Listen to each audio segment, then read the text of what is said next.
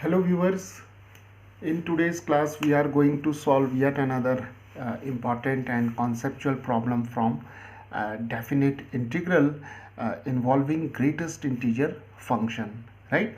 So here we have to evaluate this definite integral where the greatest integer of log x to the base e is involved, right? So now let us start, and here let us call this integral as I, right? Now here what we will do, we'll put t is equal to log of x to the base e, right? Now here x is equal to e raised to t by the definition of exponential function. So we have x is equal to e raised to t. Now differentiating both sides, we have dx over dt is equal to e raised to t, and dx is now equal to e raised to t dt, right? So we have obtained dx is equal to e raised to t dt, right? Okay, now here we are changing the variable from x to t, so let us change the limits accordingly. So here we see that the lower limit is 1 and the upper limit is e, where e is the famous exponential number, and here when x is 1, then obviously t is the log of 1 and this is 0, right? And when x is e, then the value of t is log of e to the base e, which is simply 1, right? So when x varies from 1 to e, then t varies from 0 to 1, right? So now we can write our integral I as 0 to 1, right? So from 1 to e we have uh, t from 0 to 1. So here we have t, right? And we have for dx we can write e raised to t dt, and in the denominator we have square root of greatest integer log x to the base e, and we have assumed log x to the base e as t, so we have greatest integer t plus e. E is the exponential number, right? Now here we see that t, it varies from 0 to 1, right? And when t varies from 0 to 1, then the value of greatest integer t is 0, right?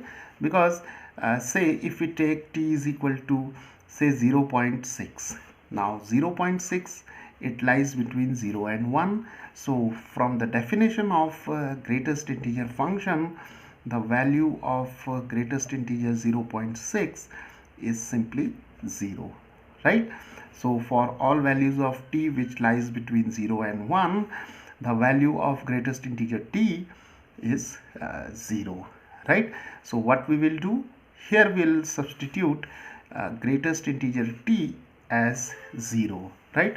So now this integral can be simplified as 0 to 1 e raised to t dt, and here we have square root of 0 plus e, right? And which can further be written as 0 to 1 e raised to t dt, and we have square root of e, and square root of e is a constant, so we can take it out from the integral sign, right? So I can be written as 1 over square root of e, we have 0 to 1 e raised to t dt, right? And this is 1 over square root of e. The integral of e raised to t is e raised to t, and the limits are from 0 to 1, right? Now if we substitute the limits and we'll take the difference, what we will get 1 over root e, and we have e raised to 1 minus e raised to 0, and this is 1 over root e, and here we have e minus 1, because e raised to 0 is 1, right? Now we can take the value of this integral as 1 over square root of e minus 1. But now if we closely look at this value, we can simplify it further and we can express it in terms of hyperbolic function, right?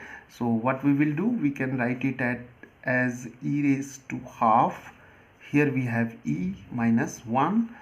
Now we can write it as e over e raised to half minus 1 over e raised to half, and here we have e raised to 1, so this is e raised to 1 minus half, and here we have minus e raised to minus half. This is e raised to 1 minus half is half minus e raised to minus half, right?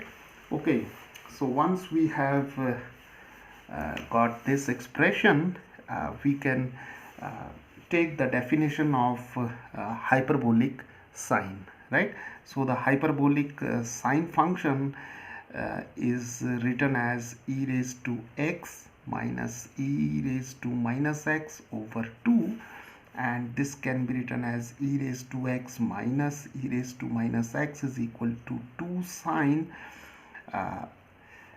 hx, or we can say 2 times the hyperbolic sine, right?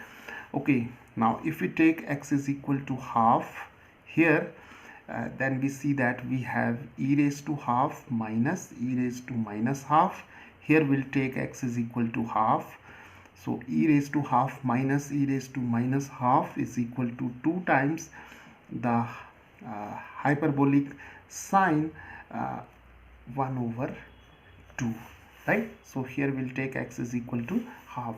So we see that the value of e raised to half minus e raised to minus half is now equal to 2 times sine hyperbolic sine half, right?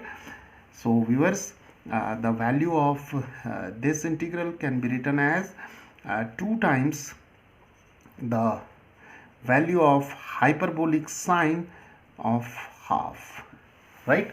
So this is how we can solve this integral.